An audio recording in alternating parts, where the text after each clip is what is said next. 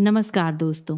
आज मैं आपको एक ऐसी प्रेरणादायक कहानी सुनाने जा रहा हूँ जो हमें सिखाती है कि दुख कितना भी गहरा क्यों ना हो, अगर मन में श्रद्धा, साहस और सेवा का भाव हो तो जीवन स्वयं रास्ता दिखा देता है। ये कहानी है ग्राम शांतिनगर की। शांतिनगर पहाड़ियों और जंगलों से घिरा एक छोटा सा गांव था। गांव शांत था, लेकिन वहां रहने वाली माधवी के जीवन में शांति नाम की कोई चीज नहीं बची थी। माधवी एक सरल स्वभाव की महिला थी। उसका पति राघव गांव में ही कुम्हार का काम करता था। दोनों का जीवन सादा था, मगर प्रेम और संतोष से भरा हुआ। पर एक दिन भाग्य ने ऐसी चोट दी कि माधवी का पूरा संसार उजड़ गया।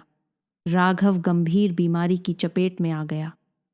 इलाज के अभाव में कुछ ही दिनों में उसकी मृत्यु हो गई। माधवी विधवा हो गई।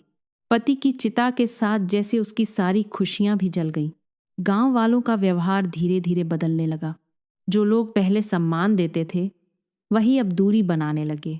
कुछ ने सहानुभूति दिखाई तो कुछ ने उसे बोझ मान लिया। माधवी हर दिन मंदिर जाती, भगवान से एक ही प्रश्न पूछती, हे प्रभु, मैंने क्या गलती की?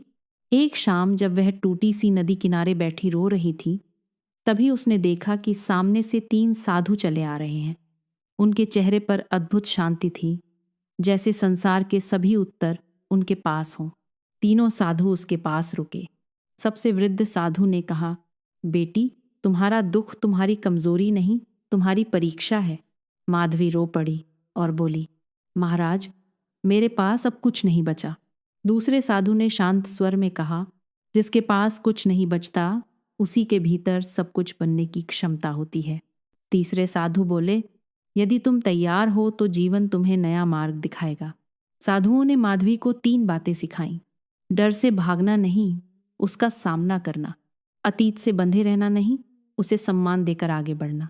केवल अपने दुख में न डूबकर किसी और के दुख को कम करना। अगले कई दिनों तक माधवी ने साधुओं के बताए मार्ग पर चलना शुरू किया। वह सुबह ध्यान करती, दिन में गांव की बीमार वृद्धाओं की सेवा करती और रात को अपने मन को शांत रखती। धीरे धीरे उसका डर कम होने लगा। उसका मन मजबूत होने लगा। वह अब खुद को अभागी नहीं मानती थी। एक दिन साधुओं ने कहा, अब तुम किसी सहारे की मोहताज नहीं हो, अब तुम स्वयं सहारा बन सकती हो। कुछ समय बाद साधु वहां से चले गए, लेकिन माधवी का जीवन पूरी तरह बदल चुका था। आज वही माधवी गांव की महिलाओं को आत्मनिर्भर बनाना सिखाती थी।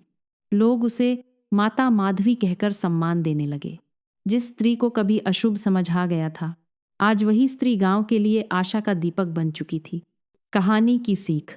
दोस्तों, ये कहानी हमें सिखाती है कि दुख हमें तोड़ने नहीं, हमें मजबूत बनाने आते हैं। भगवान हर किसी के जीवन में साधु के रूप में नहीं, कभी विचार के रूप में, कभी अनुभव के रूप में और कभी पीड़ा के रूप में आते हैं। बस ज़रूरत है उन्हें पहचानने की। अगर आपको ये कहानी अच्छी लगी हो तो वीडियो को लाइक करें और कमेंट में जय माता दी ज़रूर लिखें। हम फिर मिलेंगे एक नई प्रेरणादायक कहानी के साथ। जय माता दी।